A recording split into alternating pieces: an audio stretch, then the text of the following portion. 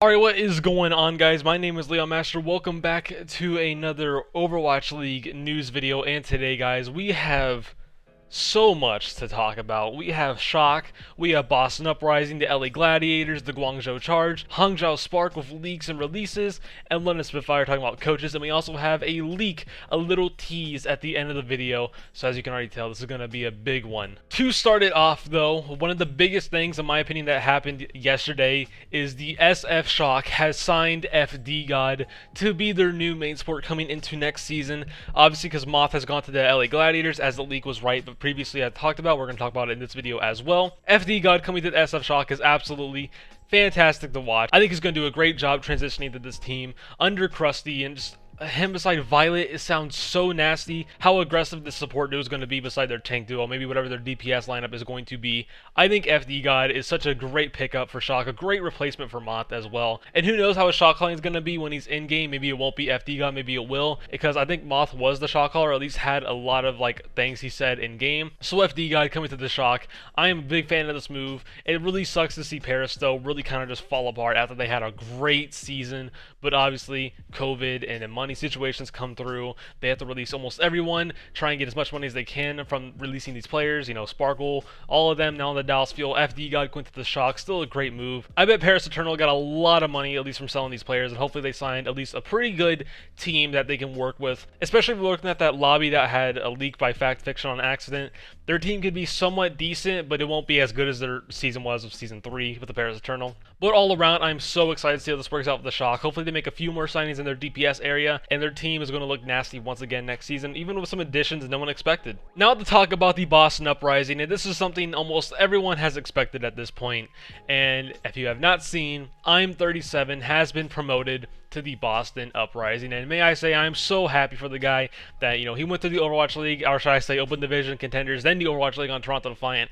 Didn't really perform the greatest, but had a lot of moments where he looked good and stayed in the Overwatch League. Obviously he went to Contenders, won his things there, and now he's on the Boston Uprising Academy and WGS, and they've done great things there. He's improved as a player so much on all hit scans. He's a really good player. He definitely deserves to be in the Overwatch League, and I definitely think him on the Boston Uprising, he's going to be one of their better players, I feel like, and maybe next to Myeonbong, whatever new signings they will sign as well. Hopefully this is not their only signing, because if this is, well, not going to be a good season once again from Boston Uprising. And also you still have the new head coach of Boston Uprising. You have IM37 so far. Great moves. Hopefully we see a lot better moves throughout this offseason, because I want Boston Uprising to succeed this year with IM37 and also their new head coach, Lori. And on top of this, the article they had, they basically just said Color Hex was getting re-signed. I thought they kind of said that already in the past, but I'm just going to go over that real quick. Nothing much to really talk about. And in the same tweet, which was very confusing, Boston Uprising basically confirmed that Axiom is no longer with the team, which is very weird to see in my opinion, because they had no word about him in the previous articles. We all thought he was released by then at that point. He wasn't even in the contract status, which was weird. But Axiom now being fully released, it absolutely sucks to see that he got no play time at all his time playing. Obviously he played the Zarya at the start of Season 2 because Color Hex wasn't there, or he was suspended or something on the lines of that, and Axiom had to come in, and he did a great job on the Zarya, but he was a main tank player, and obviously he had to come in for that one game because Fusions and Boston Uprising didn't know about the whole two-way contract system. Axiom came in, still looked decent, and it sucks that he was benched for majority of Season 2, actually the entire Season 2 after that, and also Season 3, and I wish he does come back. Maybe he'll retire, I don't know, but he's a great player from Contenders, and when he did show in Boston Uprising, hopefully he goes to a different team, and I don't know the team he could go to, but he's got to pop off in trials. Maybe it'll be the Paris Eternal, maybe not, but I definitely think Axiom deserves to be in the Overwatch League. It all depends on what happens now with him. We haven't seen him in a while though. Now to talk about a leak that has now become true. I'm not going to save it for the end of the video because it's absolutely massive. It is the LA Gladiators signing Moth to their main sport line, which is absolutely crazy. Once again, what has happened today in this offseason kind of day with Moth going to LA Gladiators, Fdgod going to Shock, and there's so many more moves, it's crazy. Moth on the LA Gladiators is looking absolutely crazy for the roster of Muse and Siyu now on the roster, and who knows what's going to happen with their DPS. If they don't change their DPS, I think it's completely fine. Birdring Kevster is going to be good beside Muse and Space and Moth and Siyu. Looking like they're going to try and be a top team this year, and maybe even their best season yet. Hopefully the coaching does well this season. I think they will, because it's a whole new team, whole new kind of staff behind the scenes. What I mean by that is basically a new GM. I think that is a massive game changer for their staff. Then you have Moth coming in for the main support role. He's obviously known for being one of the best main supports every season, basically. Even I think even season 1 when he got to play. I think Moth going to LA Gladiators is going to be a massive game changer for this team. Also him besides Siyu, and they also had some synergy in the past before on Toronto Esports, and it'll be good to see that with Muse and Space. I think this team's going to look good next season. Will they win the championship? I don't know. It all depends on how their DPS performs this next season, because we don't know if Bird Ring is going to be the Bird Ring we saw last season, or we've seen him in London Spitfire days. We don't know if Kevs is going to perform well. I'm pretty sure he's going to perform well, but when we see what goes on with their DPS situation. But I will say LA Gladiators looking good next season, especially with Moth now on the roster. Now to this next one, I'm not really going to talk about it that much because I know literally nothing about this player. Never heard of him before, but Hangzhou Charge has signed my Kaylee. He was previously known as Kaylee in Chinese Contenders, and that's all I'm going to say. I don't know that much about him. He kind of seems like a full-on rookie. He's a great hit scan player, is what I've heard. He's going to be on the hit scan spot most likely, maybe not. I don't know if he's going to start and they're going to sign another hit scan player, but I literally know nothing about this guy. I'm not going to give you fake opinions at all. I didn't even see public opinions. I feel like no one really knows who this player is, so I'm just going to say that's who they signed. Hangzhou Charge has signed my Kaylee, or previously known as Kaylee. That's all I'm going to say there, because I know nothing. And before we go on, I know it kind of seems like I'm rushing through all this. I will talk about almost all this once again. I'm just going to go through the news real quick because I don't want you to go on for like 5 minutes, then 10 minutes to talk about the second topic, then 15. I'm trying to go through it really quick, then I'm going to go right back to it. Now on to the Hangzhou Spark, and they actually have a lot to talk about today. The Hangzhou Spark has unfortunately parted ways with QOQ, which is something I would never expect, but also I would expect from League A now joining the Hangzhou Spark after the leak from Halo of Thoughts. So it's going to be interesting how this turns out for QOQ, because I really thought he was a solid player last season, but maybe it was not the right team for him, and now the new off-tank coming in League A will be great beside Gujue, and I think that will be the case. And now another thing we talk about is where is QOQ going to go? He had a great season on the Spark. He was very solid in all D.Va and also Sigma, the majority of the off-tanks we saw last season in general. I definitely think he is Overwatch League level. We saw that even when he played in Contenders. So I definitely think when it comes to a team in my mind, I've not made a list or photoshops at all. The team that comes to mind is the Washington Justice. If the Washington Justice does not re-sign Janu, which we have seen from Janu's tweet recently that, hey, he declined my contract, I'm still in talks though for return. I think it will happen though. But QOQ, I think it would also make sense for Washington Justice to sign QOQ because Mag and QOQ, they were a tank duo in the past and they were really good with each other. So maybe QOQ coming to Justice would actually make a lot of sense. Maybe even an upgrade in a sense for the tank line, maybe even over Jano, but I highly doubt that will be the case because Jano is a fantastic off-tank player. QOQ comes in, I would say it's a bit of a downgrade to Janu, but if the tank line synergies well with Mag and QOQ, I definitely think this will work out. But QOQ has a lot of endless possibilities when it comes to teams he could go to. Maybe even the NYXL. I love to see that happen as well. QOQ and Yakpeng potentially being a tank duo for the team.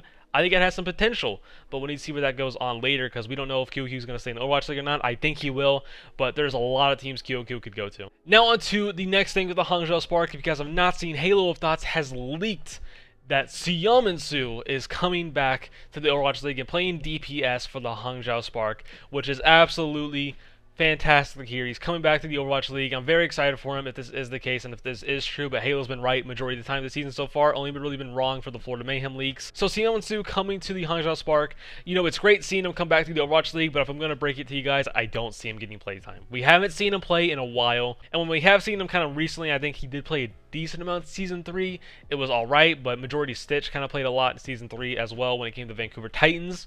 Keep that in mind. I really have a hard time seeing him start, especially that they signed Shy now. They have Architect still, they have Gosby right now, and now they have Siyu.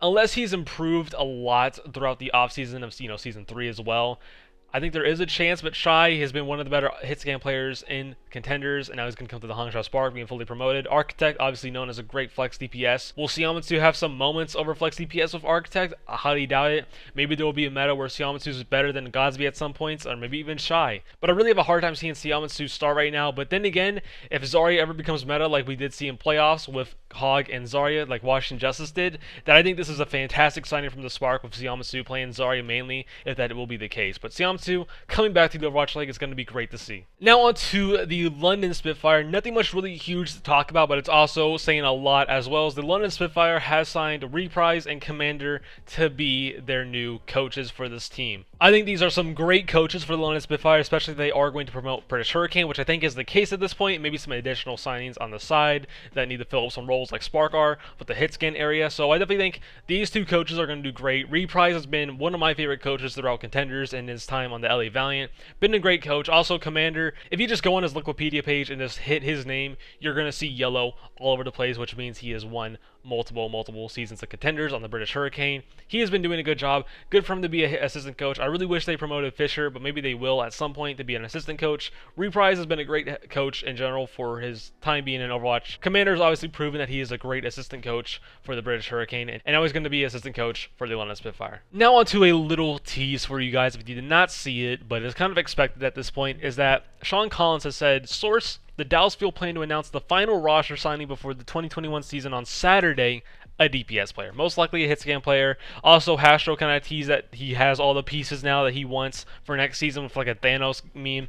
And I'm excited to see how this turns out. You know, we've had like a lot of up and downs of rumors, leaks in quotation marks. That's going to be Glister, Diem, Happy, maybe even Hisu. I think it's going to be at least one of those four. If I was going to pick one personally that I would love to see on the Dallas Fuel is Glister. I think he has a lot of potential to be on Dallas Fuel. You know, he's no longer on the London Spitfire where he has a decent amount of work with, or a limited amount I should say. And if he goes to the Dallas Fuel, he has a lot to work with the tank line and the support line and new coaching. He could grow so much more of a player and he could dominate on this team. But I really don't think it will be Glister. I want it to be. I think it's going to be either Hisu or maybe Happy, because Hisu has now taken away all of his Philadelphia Fusion stuff on his Twitter. Nothing's been said about him just yet, and he was also on Element Mystic for a little bit. As we've seen of a pattern so far at the Dallas Fuel, they picked up a lot of Element Mystic players from the past and even recent. So we'll see where this goes with Dallas Fuel. I'm excited to see how this turns out. I hope it's a player that's going to blow all of us away, because they still need, I think, one more signing for this team, or at least two, I would say. They need another main support, because I don't think Jexay is going to be that main support you need, and another hit scan for double hit scan meta. We don't want to run into another issue we saw last season for the Dallas Fuel, where they had to put Doha on hit scan, or even Sparkle when he got to play Tracer a few times. It wasn't the greatest Tracer, but he can play it. They definitely need another hit scan if they want to dominate more throughout the season. I think they're fine with their tanks. I don't think they need a backup in the slightest, but I definitely think they need a new main support and a hit scan DPS just in case, especially for Jexay, just in case if Jexay doesn't work out. But that's all I gotta say. But yeah, that is it with all the stuff that happened today. It was absolutely crazy. We had Fdgod to the shock, we had IM37 to the Boston Uprising, Axiom released, Moth officially showed that he's on the LA Gladiators. You have Kaylee joining the Guangzhou Charge, literally know nothing about him, still sorry about that. QOQ being released, Siyu potentially joining the Hangzhou Spark, and London Spitfire coaching changes. Absolutely a lot that has happened today, and I'm excited to see how some of these turn out. I'm really excited to see how IM37 the Boston Uprising turns out, and also Fdgod the Shock. I think Shock will have a great season now with Fdgod. No one really worrying who's their main support is going to be, because in the back of my head I thought it was going to be Halo coming in, because obviously Halo worked with the Shock in Season 2 in Grand Finals, and they loved how he was performed in scrims. He said it was a great player. I think they even said they were thinking about signing Halo to be on the team, so I was like, okay, you know what? They're probably going to sign Halo to the Shock, but at this point, obviously not going to happen anymore, unless they want a backup, which I don't think will be the case. Fdgod coming in the main support role, fantastic replacement for Moth, and also I think he'll fit the Shock's playstyle, depending on how they want to do next season, and also the meta. I think it's a great signing. And IM37 to the Boston Uprising, I'm just really happy for the guy, like I said already. Great hit scan player, bring that now to the Boston Uprising. Going to make their DPS line a bit better now, depending on who's going to be beside him. Hopefully they find another great flex DPS beside IM37, unless it's going to be Color Hex, or maybe even someone else, who knows. But yeah, that is going to be it with the video, guys. I hope you guys enjoyed. If you guys want to stay more in tune to Overwatch League news and Overwatch League stuff in general, don't forget to subscribe down below. Also, if you want to join my Discord, it's also down below as well. And don't forget to follow my Twitter and my Twitch. And don't forget to hit that bell. And don't forget to leave a like, comment, and subscribe down below. And I'll see you guys on the next one.